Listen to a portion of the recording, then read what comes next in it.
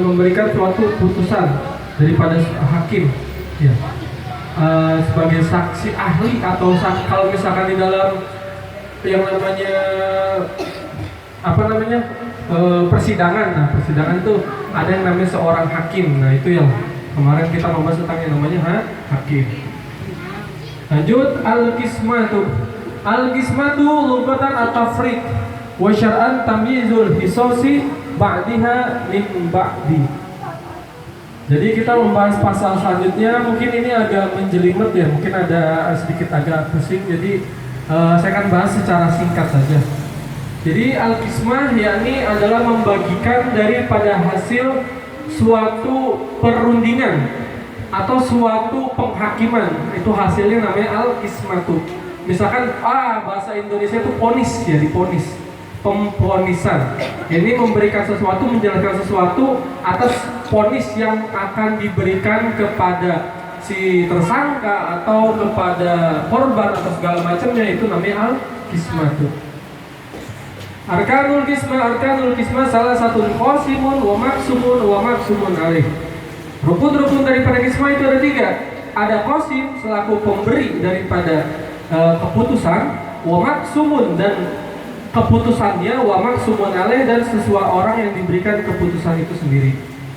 Syurutul qasim di sini syarat daripada pemberi vonis atau pemberi keputusan itu inna sabahu al-qadi au hakamahu syuraka isnani. Yang penting adalah daripada orang yang menjadi pemberi vonis itu dia harus nasabnya sama seperti si hakim, ya, seperti hakim, atau hukumnya itu dia itu mempunyai dua atau dia itu orangnya memiliki 2 kepentingan. Yang pertama ahliyatu syahadah wal ilmu bil qismah. Yang pertama, orang tersebut adalah orang yang terkenal akan kejujurannya atau orang yang tidak pernah berbuat maksiat yang sifatnya besar, maka orang tersebut dikatakan ahliyatu syahadah dan dia mengerti daripada ilmu tentang pembagian vonis tersebut. Nah, kalau misalkan vonis itu bisa jatuh, jadi begini ya, dalam suatu peristiwa, dalam kemarin telah dijelaskan bahwasanya ketika ada 2 orang yang bersengketa atau berkonflik, maka kita itu sebagai orang yang menengahi tidak boleh melihat sudut pandangnya si A atau sudut pandangnya si B, tetapi hukum yang berlaku adalah hukumnya Allah atau hukum syariatnya. Jadi kalau misalkan ada orang, kemarin saya dijelaskan bahwasanya dia itu orang itu membunuh seseorang tanpa sengaja. Ibaratnya dia itu kayak melempar roti, tiba-tiba rotinya kena kepala orang, tahu-tahu orangnya meninggal. Nah, ini kan dia membunuh orang itu kan secara tidak sengaja. Sedangkan orang pihak yang dibunuh, korban selaku yang namanya keluarganya, pengen menuntut inilah, dipenjara, segala macam, apa segala macam. Sedangkan kalau misalkan kita melihat daripada si tersangka, dia itu kan membunuhnya memang secara tidak sengaja. Nah, ini kan konflik. Yang satu dia kekeh bahwasanya kalau ngebunuh harus dibayar nyawa, yang satu kekeh bahwasanya dia bunuh tidak sengaja. Makanya yang dimenangkan atau untuk menengahi daripada hal ini adalah hukum syariat. Nah, itu harus mengerti daripada ilmu vonisnya bagaimana. Oh, ini kejadian seperti apa, ini dilakukan seperti apa, maka harus paham dengan yang seperti itu. Wa inna sabahu syuraka lam yastahiq fiha fi siwa taqlid illa in kana fihim mahjuran wa aradal qisma lahu waliyu fal adalata aidon. Dan sini kalau misalkan tidak memenuhi syarat daripada yang tadi sudah dijelaskan, maka tidak boleh dijadikan yang namanya seorang vonis. Kalau vonis itu kalau misalkan di dalam persidangan itu kan ada hakim ketua, terus ada penuntut, nah itu segala macamnya ya. Ya, ini saya tidak jelaskan secara rinci karena ibu-ibu juga pada bingung. Ya, mungkin lagi nggak pada enggak ya yang dimaksud itu bagaimana. Jadi saya baca secara singkat aja. Lanjut, aqsamul qismah daripada bagian-bagian daripada pembagian. Yang pertama ada ifros, ada ta'dilun warod,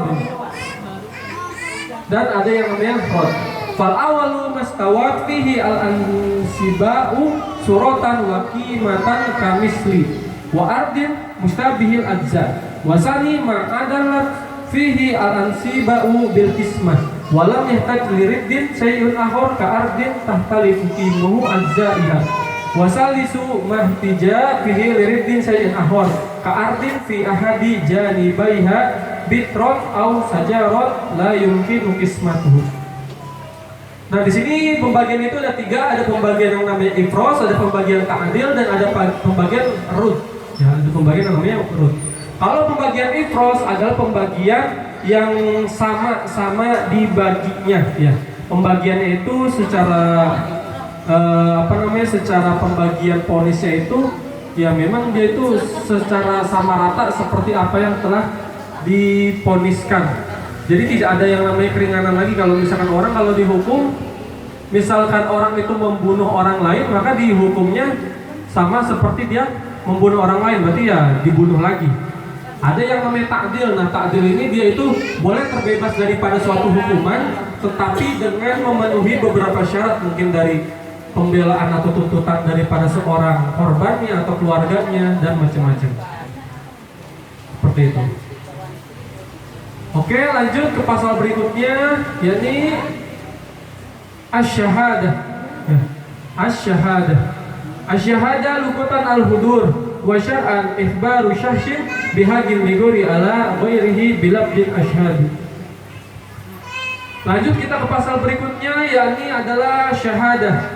Syahadah sendiri artinya kalau di dalam bahasa Indonesia itu saksi ya, atau orang yang menyaksikan. Jadi tadi kita membahas bahwasanya ada hakim, ada hakim ketua, ada juga yang namanya saksi. Kalau misalkan ada suatu peristiwa yang memang dia itu mencelakai orang lain, atau dia itu merugikan orang lain, atau tuduhan-tuduhan yang lainnya, jelas di sini butuh yang namanya saksi. Tidak bisa tuduhan itu asal dilemparkan tanpa adanya saksi, dan saksi itu juga ada syarat-syaratnya juga ya, tidak boleh saksi yang asal-asalan. Karena kalau misalkan saksi asal-asalan itu bisa saja hukum itu dipermainkan. Nah, syahadah secara bahasa artinya adalah al-hudur, atau artinya adalah hadir. Dan secara syariat adalah ihbaru syahsin bihaqi li ghairihi ala ghairihi bilabdi asyhadu. Yang namanya secara syariat, yang namanya syahadah adalah menghabarkan atau memberitahukan sesuatu dengan haknya tanpa menguranginya, dengan lafaz asyhadu, dengan lafaz saya bersaksi. Nah, kalau misalkan yang namanya saksi itu berarti dia itu harus pas lah ya. Kalau orang saksi itu berarti dia harus mengabarkan sesuatu dengan sebenar-benarnya yang dia lihat. Jangan karena dia itu adalah teman si pelaku, dia itu malah mengabarkan kebohongan. Maka ini tidak bisa disebut yang namanya persaksian. Dan ini orang yang membuat saksi palsu itu dosanya sama seperti orang yang munafik. Dan ketika orang itu termasuk orang yang munafik, maka nerakanya itu jauh lebih dalam dibandingkan nerakanya orang yang kafir ya. Kalau orang kafir itu, orang kafir adalah apa? Orang yang terputus akan nikmatnya Allah. Makanya kalimatnya adalah kafaro ya. Kalimat kafaro artinya adalah orang yang terputus akan nikmat, atau orang yang ingkar akan nikmat yang telah diberikan oleh Allah Subhanahu wa taala.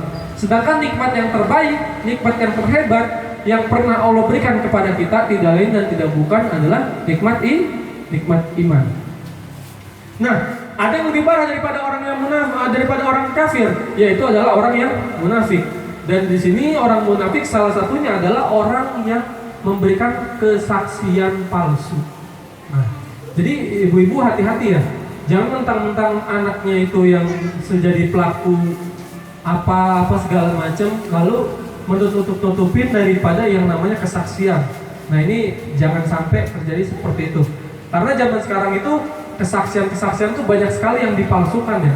Apalagi sekarang yang lagi ceritanya lagi terkenal tuh tentang pembunuhan siapa? Iya, pembunuhan Vina itu kan macam-macam ya kesaksiannya, ada yang bilang kesurupan, ada yang bilang apa, segala macamnya. Dan yang namanya saksi ini salah satu syaratnya itu harus hidup ya. Jadi kalau misalkan ada sesuatu yang bersaksi, dia mengaku jin atau mengaku Arwah. apa segala macamnya, maka tidak bisa dijadikan dalil atau dijadikan bukti sebagai kesaksian. Arkanu syahadah khamsatun. Rukun-rukun daripada syahadah itu ada 5. Yang pertama syahidun, wa masyhudun alaih, wa masyhudun bih, wa masyhudun alaih, wa sighatun.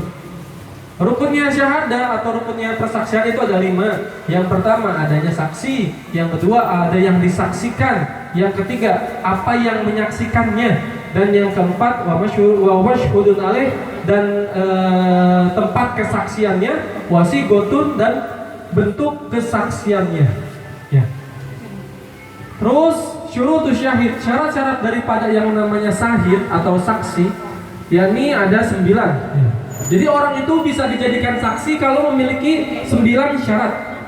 Yang pertama al-hurriyatu, yakni adalah orang yang merdeka. Maka kalau misalkan ada orang yang budak, tidak bisa diberikan kesaksiannya, ya tidak bisa dijadikan kesaksiannya itu sebagai sesuatu yang absah.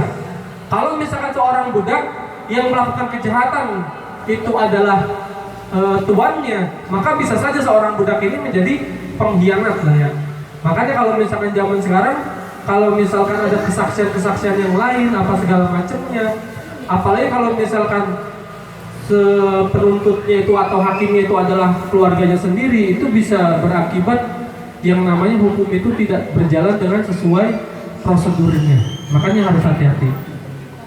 Wal adalatu, dan yang kedua adalah adil.